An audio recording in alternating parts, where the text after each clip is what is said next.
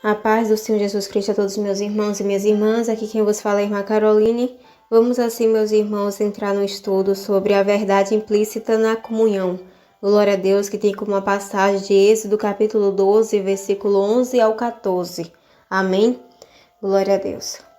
O Egito, como sabemos, tipifica o pecado, o sistema governador por Satanás. Os judeus estavam no cativeiro na escravidão sob o jugo dos egípcios. O Egito era chamado Terra dos Alhos. Exemplificando o mundanismo e o pecado, Deus disse a Moisés: Moisés, usarei você para tirar o meu povo da terra do pecado, do mundanismo, das amarras da escravidão.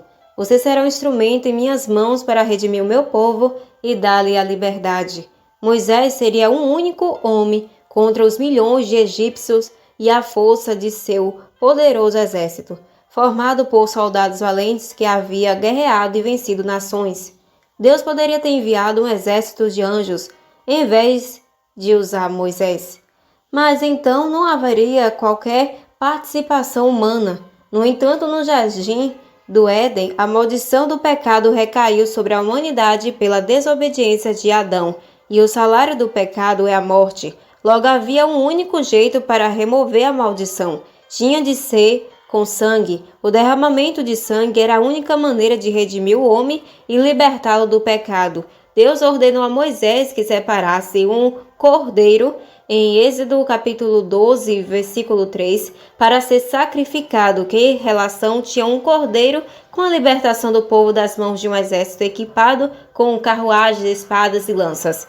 Como um cordeiro seria a provisão para Israel sobreviver. Mas Deus disse: o cordeiro será o seu meio de escape e de libertação, a maneira de sair do pecado, da escravidão, do cativeiro, a saída do Egito. O cordeiro quebrará as cadeias, assim como Cristo, o cordeiro sacrificial do Novo Testamento, o cordeiro para a libertação dos filhos de Israel do Egito, não podia ter defeito. Êxodo capítulo 12, versículo 5. Os israelitas não podiam oferecer a Deus um cordeiro com marcas, fraco ou doente, que não conseguisse negociar em lugar algum. Não podia dar restos para Deus. Pense nisto, é difícil tomar um cordeiro vivo e esperar que um milagre de libertação aconteça. Porém, ainda mais difícil crer que um cordeiro morto possa despertar em alguém a esperança do cumprimento das promessas da aliança com Deus. Entretanto, foi pela morte daquele cordeiro que veio a libertação.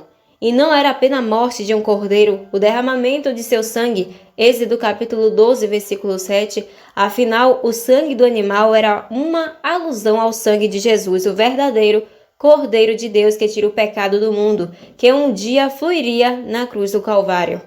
Os israelitas tinham de apanhar o sangue do cordeiro e cobrir com ele o umbral das portas, nos 3 lados. Deus disse a Moisés que falasse ao povo que o sangue era um sinal para ele. Quando ele levasse a destruição aos inimigos, passaria por cima das casas com a cobertura de sangue. O sangue seria a proteção, o escape da morte, a vitória do povo de Deus, no versículo 13. Mas esse foi apenas o primeiro passo. Os israelitas tinham de ir além do sangue, tinham de assar o cordeiro e comê-lo. Êxodo capítulo 12, versículo 8 a 11. Por quê? Porque tinham uma viagem para fazer, uma batalha para ganhar. O sangue não seria suficiente para fazê-lo superar o problema, a prova, as circunstâncias, enfim. Todas as necessidades, era necessário mais. Deus disse: prepare-se para sair. Eu lhes darei força para marchar. Apontem-se para ultrapassar os limites egípcios. Eu lhes darei força para vencer, e a força será do cordeiro que vocês comerem. Vocês não terão tempo para se preparar para alguma circunstância. Sacia-se, comam a noite toda, prepare-se, coloquem o cajado na mão e calce os sapatos, porque depois que tiverem comido o cordeiro precisarão marchar. Vou guiá-los para fora do Egito pelo poder do cordeiro que está em vocês. Lembre-se do clamor de Paulo: somos membros do seu corpo, da sua carne, dos seus ossos. Efésios capítulo 5, versículo 30. Já estou crucificado com Cristo e vivo não mais eu, mas Cristo vive em mim. E a vida que agora vivo na carne, vivo-a na fé do Filho de Deus, o qual me amou e se entregou a si mesmo por mim. Gálatas capítulo 2, versículo 20. Quando participamos da Santa Ceia hoje, quando bebemos do sangue e comemos do corpo de Cristo, somos aperfeiçoados à sua imagem, fortalecidos e equipados para a jornada da vida. O Senhor Jesus, na noite em que foi traído, tomou o pão e, tendo dado graças, o partiu e disse: Tomai e comei, isto é meu corpo, que é partido por vós. Fazei isto em memória de mim. Semelhantemente, também depois de cear, tomou o cálice, dizendo: Este cálice é o novo testamento no meu sangue. Fazei isto todas as vezes que beberdes em memória de mim, porque todas as vezes que comerdes este pão e beberdes deste cálice, anunciais a morte do Senhor até que venha. 1 Coríntios capítulo 11, versículo 23 ao 26. Este estudo, que tem como tópico Batalha Espiritual, se encontra na Bíblia de Estudo de Batalha Espiritual e Vitória Financeira.